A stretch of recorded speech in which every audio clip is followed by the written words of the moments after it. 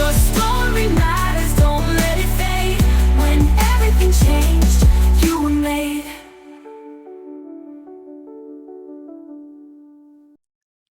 When everything changed, I lost my voice. And I took a leap of faith at the age of 23 and started my first business. And I never looked back.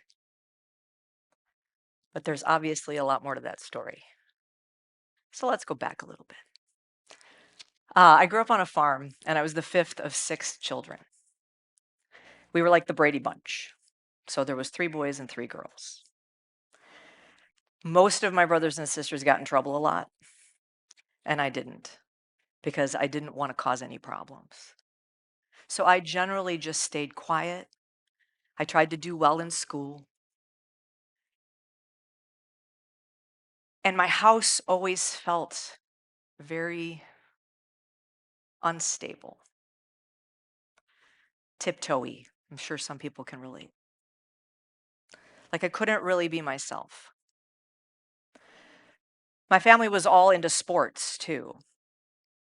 And I was this kid who was creative and loved singing and music and art.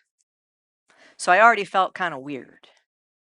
And my mom loved to sing and she used to draw, but she never really did anything with it. I'll get back to that later.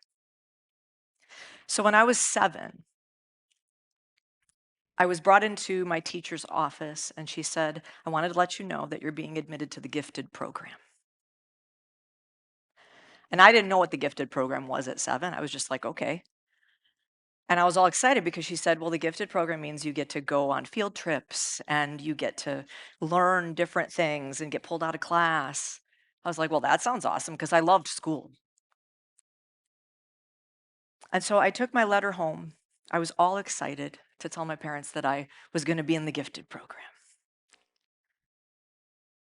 And I don't actually remember whether it was my dad or my mom that said it, but one of them said, so you're in the gifted program now. You're the gifted one. And I think if I try to remember, I don't think they meant it in a negative way. But it was almost like not okay that I was gifted, whatever that even really meant. And I'm glad that they don't use that anymore because it's very confusing to people. And my brothers, who I love, and I still, again, don't think they were trying to hurt my feelings, but every time I would walk in the room after that, it was, here comes the gifted one's in the room. Oh, Cassandra, the gifted one is here. And I realized that being gifted wasn't necessarily a good thing, at least at home, because somehow it drew attention to me. And I didn't like the attention that I got. But at school, it was awesome because I got to learn stuff and I got to grow and I got to do fun things. And I felt like me. I felt like I was home. In the 3rd grade, I had this great teacher, Mrs. Wilkins. And Mrs. Wilkins saw me. I used to tell her I was writing these little plays and these little songs, and I was always like creating things. And I used to have I used to make notebooks out of notebook paper and staple them together.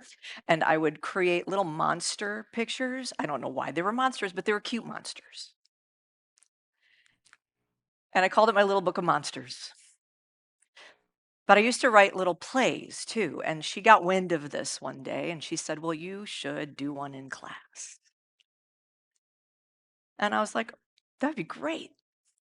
And we did. Mrs. Wilkins was awesome. She saw me. And I wrote a song later that I got to sing for her at an event called The Teacher. And it was sort of my way of thanking her. In my report card at the end of that year, she had written all these amazing things. She said, Cassandra's a natural leader. People they gravitate towards her. She's a great writer. She's going to be a budding writer. She's going to be a great writer someday. She's creative. She's quiet. And it was awesome. And my music teacher would always write in my report card, Cassandra's got a beautiful voice. And I was really proud of it because I love to sing. And it was the one thing that I felt like I had that was mine. She helped me find my voice. In fourth grade, I was in class one day and they had the nurse come and stand outside the door. And she had one of those rolling scales that had, the height thing. And they were bringing kids out one by one and doing their heights and weights. Now, I don't know why they did this. It was the 70s. Who knows what they were thinking? But I know it's true because I remember it. And I remember it so vividly because it changed me. It changed me. And as she brought each person outside into the hallway to do their heights and weights, I don't think she realized that we could all hear her. We could hear the numbers as she was writing them down on the clipboard. So by the time I had to go out there, which, by the way, my name was V, so back then everything was alphabetical order, so I always ended up having to go last most of the time. I had already heard almost all of the rest of the class, their heights and weights. So I went out, wasn't really thinking about it. I was a tall kid. I was almost as tall as I am now by the time I was in fifth grade.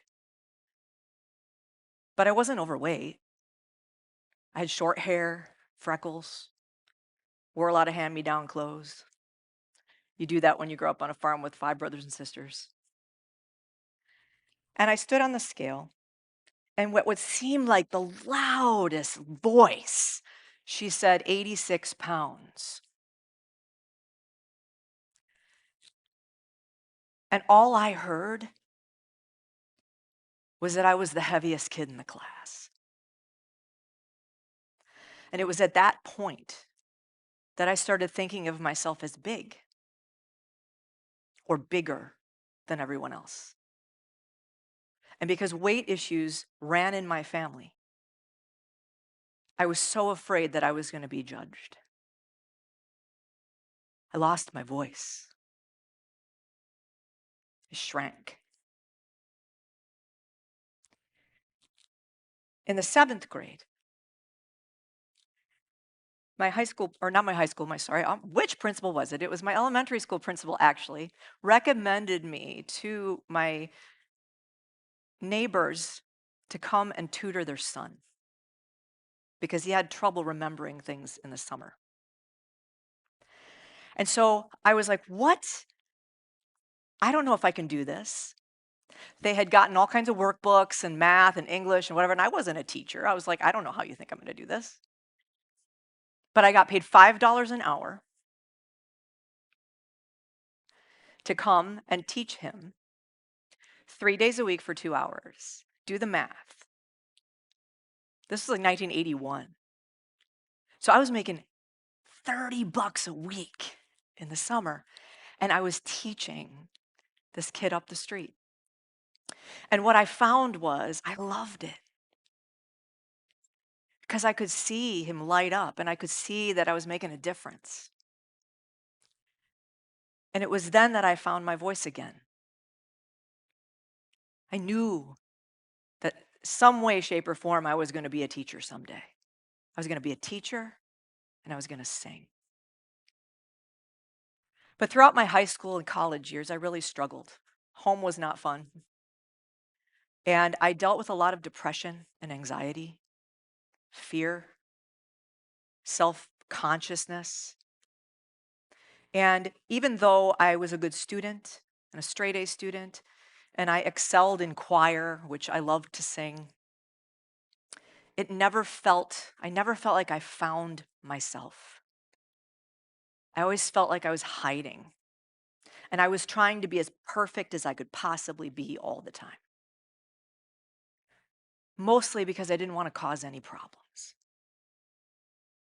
So throughout my life, there were these little glimmers of moments that told me who I might be in the world. Most of the time, I didn't believe them. I got my degree in music education and vocal performance from the University of Illinois. I felt pretty confident about it.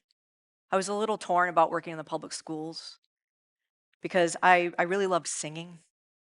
And I thought, well, maybe I can do both. Maybe I can be a singer and teach. So I got a job as an elementary music teacher my first year. I was excited. I was like, I get a full-time salary. I'm actually going to have benefits. Everything was working out for me. So I thought. But in October of that first year, I started getting sick. And I kept getting colds. And then I would get bronchitis. And then I get a cold. And then I get bronchitis. And I kept getting sick. And I went to the doctor and they couldn't figure out what was going on. And they're like, they were putting me on all kinds of medications. And I was like, this can't be right. And my mom, who worked in medical field, finally called the doctor and said, what is going on with my kid? We finally figured out through a blood test that I had mono. And I had mono for 3 months. And I couldn't stay awake. And I was sick. And I was trying to teach my first year teaching, and I saw 1,100 students over the course of 2 weeks at 2 different schools. And eventually, my voice was just gone. And they thought that I had done damage, which scared, here we go. I'm getting emotional. I thought I was going to lose my voice forever. I thought I wasn't going to be able to sing. So the doctor said, take a 5-week leave of absence. And so I did. And then they had to do this scope to see whether there was damage. Luckily for me, there wasn't. But after that first year, I realized if I want to be a singer, I don't know that I can go back. And I had somebody close to me that said, well, what could you do? What could you do if you didn't teach in the public schools? And I said, well, I have a couple private voice students. And he said, well, what if you just started a business doing that? Now, mind you, this was never on my radar. I had never planned on doing that. That was not my plan. And when I started, I was terrified. I had to figure it all out. This was before computers, by the way, internet, cell phones, all the things. Okay. So it was a different time, and you had to figure stuff out in a much different way back then.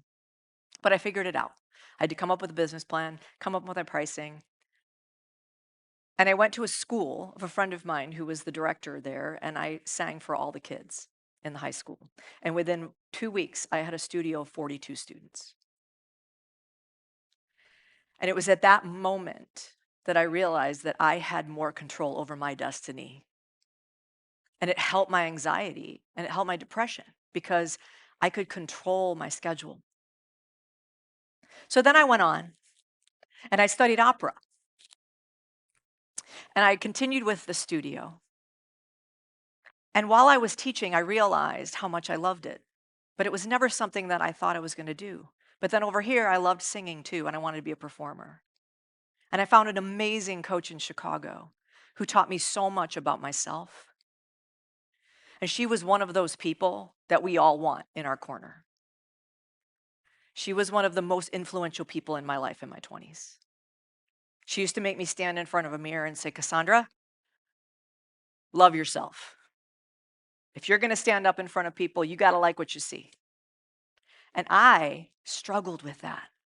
I still do sometimes. But she taught me to trust my own voice. And she taught me how to use it and how to master it. And everything that I learned from her, I brought into the studio. And I helped people go from not barely being able to squeak a sound out of their voice to standing up in front of audiences in professional theater and music and any other situation you can think of. All the while, I was also singing too, performing too. I sang with the Grant Park Symphony Chorus of Chicago. I even had the opportunity to sing for the Chicago Bulls during their repeat the three-peat. I sang a national anthem in front of 35,000 people. I thought, if I can do this, I can do anything. And I spent the next several years of my life figuring out who I really wanted to be in the world. I left opera because it really wasn't who I was. I liked writing music. I liked singing rock songs. So I left and I started over. And it was one of the best things I ever did for myself because I could really express myself in my true way, in my authentic voice. Eventually, I built a whole empire of things. Not going to go into all of them, but I built a choir, I built events, I was a producer, I sang, I tried to do everything I could to bring music and the arts to my community and give people the opportunity to shine. The pandemic pulled the rug out, and I pivoted. Now, I could go into all the horrible things that happened to me and my family during that time, but we all have our stories. My long story short is, after many, many, many, many, many months of isolation, sitting in my house alone while my husband was out working 12-hour days, I decided to reinvent myself. I didn't know if music was going to be the thing for me anymore, if it was even sustainable. I know now that I'm not ever going to leave music, so just know that. But I started a new business. I started a new business because I wanted people outside of the entertainment world to have the benefit of the kind of coaching that I had. The kind of coaching that helped me believe in myself and find my own voice and stand confidently on any stage. And I've done that. And I can teach people to do that. And I have hundreds of them. In 2010, I wrote a song because I was so tired of apologizing for myself all the time. And I wanted to write a song for women because I wanted them to have an anthem so that they would understand that I got it. But in many ways, it was for me even more. And it goes like this. It's called Here I Am. I'm going to give you a verse and a chorus. Some people tell me I'm funny, and others say I'm a little loud. Well, I've been told that I'm compassionate, and at times I'm much too proud. Well, I've been called an intellectual, and there are times I'm too emotional. Well, maybe I could be a bit more practical, a little less irrational, but all I can say, all I can say, all I can say is here I am. I know that I deserve to be in any room that I choose to be in. And I know that my voice matters. And so does yours. Thank you.